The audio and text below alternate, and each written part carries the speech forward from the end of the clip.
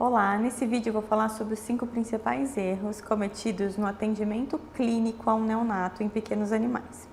Meu nome é Fernanda, eu sou médica veterinária formada há 13 anos, trabalho com neonatologia há 12 anos, fiz o meu mestrado e doutorado em reprodução animal no Departamento de Reprodução Animal da Universidade de São Paulo, sou professora universitária, proprietária do Centro de Reprodução Canina em Campinas e coordenadora de cursos na Neocovet. Quando eu falo dos 5 erros mais frequentes no atendimento clínico ao neonato, nós temos que pensar que, diferente do que acontece na medicina, em que existem disciplinas direcionadas, disciplina de neonatologia, disciplina de pediatria, na veterinária não existe na grade curricular uma disciplina com esses focos. Então, o que nós temos de conteúdo de conteúdos relacionados à neonatologia, à pediatria, estão dentro da disciplina de reprodução. Então, normalmente, nós temos 2 aulas direcionadas para o tema neonatologia. E com isso, nós saímos da graduação com uma base muito escassa, muito pobre em relação à neonatologia. Nós não sabemos que, quando saímos da graduação, que o neonato, canino e felino, é quase um indivíduo de outra espécie, de tão particular que é a fisiologia desses indivíduos. O funcionamento normal desses diferentes órgãos e sistemas dos neonatos é muito diferente de um cão adulto. Eles são considerados animais imaturos quando comparados a adultos, fisiologicamente imaturos. Diferente de prematuridade. Prematuridade é quando o indivíduo nasce antes do tempo de gestação. O neonato canino e felino, ele é imaturo, por exemplo, eles possuem baixa concentração de enzimas do grupo P450 no fígado. Então, eles biotransformam menos os fármacos.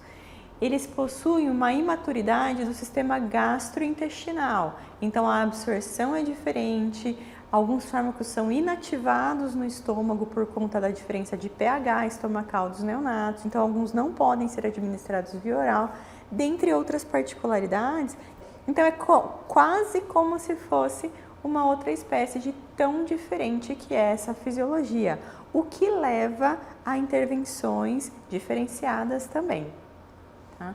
E nesse foco eu vou começar a falar então sobre os 5 principais erros cometidos no atendimento clínico ao neonato em pequenos animais.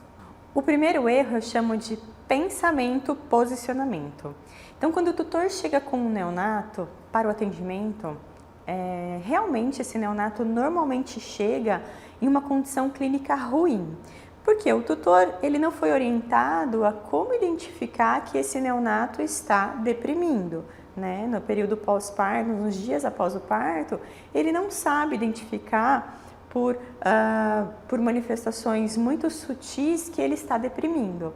Então, quando ele percebe a depressão, essa complicação desse neonato, ele realmente tem uma condição clínica ruim. Normalmente é assim que ele chega para o atendimento clínico. E aí vem o pensamento do clínico.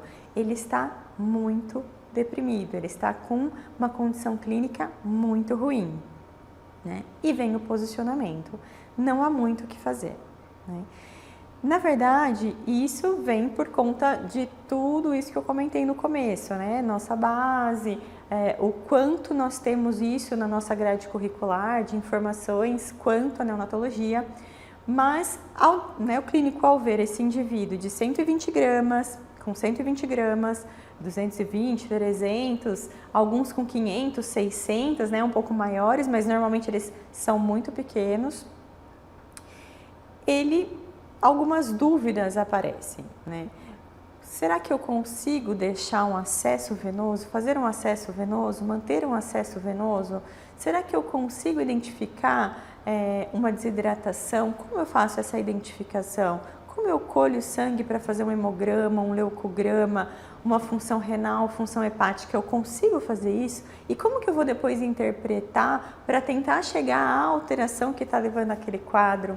Então, várias dúvidas surgem por conta dessa falta de conhecimento que nós trazemos da nossa né, da nossa graduação, da nossa grade curricular ainda, né? Não temos a neonatologia ainda como uma especialidade. Ela está crescendo, é uma ciência em desenvolvimento que está crescendo bastante, mas ainda não temos dentro da nossa grade curricular uma disciplina específica. Então, essas dúvidas, então, o pensamento leva a esse posicionamento, mas sim, é possível fazer tudo isso, é possível identificar a desidratação, não o grau, mas a desidratação. É possível manter um acesso, é possível colher um sangue para fazer o hemograma, para fazer uma função renal, função hepática, né? Então, é possível fazer muita coisa no neonato. Então, primeiro erro. Agora, o segundo erro mais frequente. Neonato deprimido chegou com uma condição clínica ruim, chegou provavelmente, com uma grande probabilidade, de estar em tríade neonatal. E o que é a tríade neonatal? Hipoglicemia, hipotermia e desidratação. Também por conta dessas particularidades fisiológicas, esses neonatos eles são muito predispostos a desenvolver a tríade. Hipoglicemia, vamos pensar nesse neonato com uma complicação na sua condição clínica e ele vai entrar em hipoglicemia. O neonato, diferente de um cão adulto, em que ele se alimenta, carboidrato é quebrado, forma-se glicose, a glicose é utilizada pelas células, o excesso é armazenado no fígado na forma de glicogênio. O cão adulto, o felino adulto, está em jejum, esse glicogênio é quebrado e disponibiliza-se glicose para ser utilizada pelas células. O animal adulto ele tem um grande reservatório de glicogênio, um grande reservatório de glicose. Então ele consegue permanecer em jejum sem entrar em hipoglicemia por um tempo prolongado, 2 dias por dias. Já o neonato, ele possui um baixo estoque de glicogênio hepático, ou seja, como se ele tivesse poucas gavetinhas de glicogênio no fígado. Então ele consegue armazenar pouco. Então ele resiste pouco tempo ao jejum antes de entrar em hipoglicemia. Então ele pode permanecer em jejum aí por um período de 24, 36 horas. Após esse período, ele certamente vai entrar em hipoglicemia. Então, o neonato com uma complicação clínica, ele vai ter dificuldade para se alimentar. Então, se o proprietário não perceber que ele está perdendo peso, que ele não está se alimentando, ele vai entrar em hipoglicemia e ele pode ir a óbito. Então, o neonato deprimido, se chegou na sua clínica, provavelmente ele chegou em hipoglicemia. Hipotermia. Eles são considerados animais especilotérmicos, eles não conseguem manter a temperatura corpórea. Então, eles precisam de uma fonte de calor para manter a temperatura corpórea entre 35,5, aproximadamente nesse valor. Então, eles precisam de uma fonte de calor. Neonato deprimido não consegue se aproximar da ninhada, não consegue se aproximar da mãe. Então, ele vai entrar em hipotermia. E desidratação. Os neonatos, como eu falei, é quase uma outra espécie. Eles são formados, a sua massa corpórea é formada 85% por água. Eles são como se fosse uma bolinha de água, E eles têm pouco tecido subcutâneo, além de outras características que favorecem a desidratação. Se eles não se alimentarem, isso é um fator, se não ingerirem o leite, isso é um fator também que favorece a desidratação, fora as condições ambientais, Então, o neonato atendido, o neonato com uma complicação na sua condição clínica, deprimido, a primeira coisa que eu tenho que pensar é atendê-lo em uma superfície aquecida, avaliar a desidratação, se ele está desidratado, fazer uma reposição volêmica, corrigir essa desidratação e avaliar os níveis de glicose, se necessário administrar a glicose. Então, a primeira condição que eu tenho que avaliar antes de colher o hemograma, antes de pensar em qualquer outra atitude, eu tenho que corrigir a tríade. E agora o terceiro erro. Neonato no pós-parto, com dificuldade de respirar ou em asfixia. A manobra que fazia-se e ainda se faz em alguns lugares, a gente consegue observar alguns profissionais ainda fazendo, é o de chacoalhar o neonato recém-nascido no pós-parto, aquele neonato que nasceu sem respirar, em asfixia pós-natal, seja por uma distocia, um parto laborioso, ou alguma alteração durante a gestação, ou protocolo anestésico que levou à depressão daquele neonato. Bom, neonato está em asfixia. Tentativa de fazer esse neonato respirar por meio dessa técnica de chacoalhar. Não existe nenhum efeito benéfico relacionado a essa técnica. Qual seria a intenção? Tirar o líquido amniótico que está em via aérea superior e via aérea inferior, né? E isso não acontece. Quando você chacoalha um neonato, você observa realmente um líquido saindo pela cavidade oral. Mas esse líquido é o líquido amniótico que estava no estômago. Tá? Eu não consigo tirar o que está dentro do pulmão. Por efeito de capilaridade, eu não consigo tirar. Então, vem tudo que está no estômago e eu observo realmente um volume de líquido saindo. Só que se esse neonato que antes estava deprimido e não conseguia respirar, se ele decide respirar nesse momento, todo aquele líquido que está em via aérea superior, que veio do estômago, vai sufocar ainda mais esse neonato, vai asfixiar ainda mais esse neonato. Primeiro ponto deletério. Segundo, quando eu faço esse movimento, o encéfalo, o cérebro, ele bate na calota craniana, no crânio.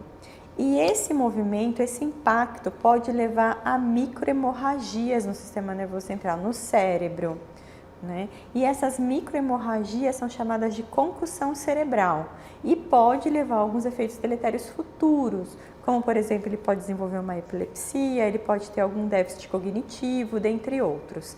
Então até agora eu não descrevi, eu não comentei nenhum efeito benéfico, porque realmente não há. Quando o neonato nasce asfixiado, induzir respiração para oxigenar, e eu preciso limpar esse pulmão, tirar todo o líquido amniótico que está dentro desse pulmão, fenômeno, evento chamado de clearance pulmonar. E como eu faço isso? Neonato asfixiado não está respirando. O que eu preciso fazer? Ventilar, expandir os sáculos. Tá? O que são os sáculos? São as estruturas precursoras dos alvéolos, vão dar origem aos alvéolos. Neonatos caninos, eles não nascem com alvéolos. Eles nascem com uma estrutura chamada de sáculos, que no pós-parto irão se desenvolver e se transformarem em alvéolos. Tá? Então eu preciso expandir esses sáculos. Ao expandir, eu ativo alguns canais de sódio e potássio e com isso eu tenho o fenômeno chamado de clearance, absorção desse líquido amniótico. Outros eventos estão relacionados ao clearance, tá? Essa absorção de líquido amniótico. Um deles é a ativação de canais de sódio e potássio. Então eu preciso ventilar. Ao ventilar, eu favoreço a troca gasosa, eu favoreço a expansão pulmonar, o clearance pulmonar, a absorção de líquido amniótico que está dentro do pulmão. Outra manobra que favorece esse clearance, essa absorção de líquido amniótico, por meio da ativação de canais de sódio e potássio, é a massagem torácica. Então, quando ele nasce por cesariana ou por parto normal, em que nós auxiliamos a mãe nessa limpeza, a gente faz uma massagem no tórax. A gente faz uma massagem no tórax e essa massagem favorece o clearance. Então, não existe efeito benéfico do chacoalhar para tirar líquido do pulmão, tirar líquido de via aérea superior. Chacoalhar só tem efeito deletério. Eu tiro o líquido do estômago e eu levo a concussão cerebral, provavelmente. Fora que existe o risco do recém-nascido, do neonato, escapar da mão nessa manobra. Tá? Então, eu quero fazer esse neonato asfixiado respirar, eu tenho que ventilar e eu tenho que massagear o tórax. E o quarto principal erro está relacionado à intervenção medicamentosa. Como eu comentei, a fisiologia do neonato é muito particular e é considerado um funcionamento imaturo quando comparado de indivíduo adulto. Então, as enzimas hepáticas, existe uma concentração menor dessas enzimas, assim como existe uma imaturidade do sistema gastrointestinal. Eles são formados 85% por líquido, então esse fármaco ele normalmente está mais diluído. Então, esse fármaco ele normalmente está mais diluído. Então, existe uma diferença na dosagem administrada. Então, normalmente, por não conhecimento dessas particularidades fisiológicas, utiliza-se a mesma dosagem, ou seja, a mesma dose e intervalo de administração. o que não deve acontecer. Muitas vezes eu tenho que ou reduzir a dose ou aumentar o intervalo de administração. Em alguns momentos, para alguns fármacos, eu mantenho a dose, né? Por exemplo, a administração via oral para alguns fármacos, eu mantenho a dose de um animal adulto. Porque um percentual desse fármaco vai ser inativado no estômago por uma diferença de pH que existe entre o neonato e o indivíduo adulto. Então, parte vai ser inativada e eu tenho, então, uma concentração, uma dose terapêutica e não tóxica para o neonato. Então, existe uma variação muito grande. Então, eu não posso administrar a mesma dosagem que eu administro para um animal adulto para um neonato.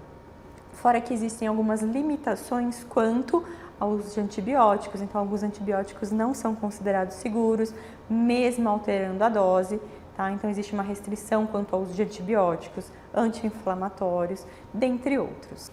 E o quinto e último está relacionado à orientação ao tutor. Na medicina, quando após o nascimento, né, de um recém-nascido, ao receber alta após 24 horas normalmente, a mãe recebe uma cartilha de orientações, o que nós também não fazemos normalmente, mas existem muitas orientações que precisam ser dadas, né? Orientações ainda que são diferentes quanto ao pós-parto de parto normal e ao nascimento de neonatos por cesariana. Então, as orientações dadas para esse tutor cujo neonato nasceu por cesariana, muitas vezes é diferente. A gente tem que dar orientações como se ele fosse no início um cão órfão, porque a mãe pode não prestar alguns cuidados básicos a esse neonato. Muitas vezes ela não consegue, ela não tem o leite, não tem a produção adequada de leite que começa ali depois do nascimento em algumas condições de cesariana, né? Então, existe uma necessidade de suporte pelo tutor, né, em substituição à ação materna. Então, eles são considerados animais órfãos, né, em alguns casos, em outros não. E o mesmo, né, na verdade, e outra atenção deve ser dada ao de parto normal, né?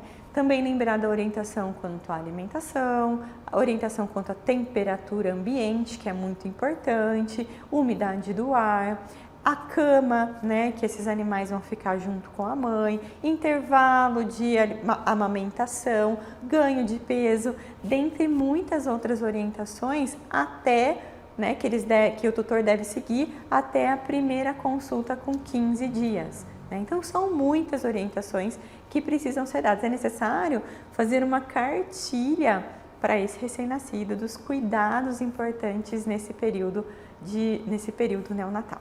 Então, esses foram os 5 principais erros que eu escolhi para conversar com vocês, para apresentar para vocês temas sobre neonatologia nos próximos posts, detalhando algumas questões sobre tríade, sobre reanimação no pós-parto, condição fisiológica do neonato, por que eles são tão diferentes, qual é essa diferença, quais são essas diferenças. Então é isso, até o próximo.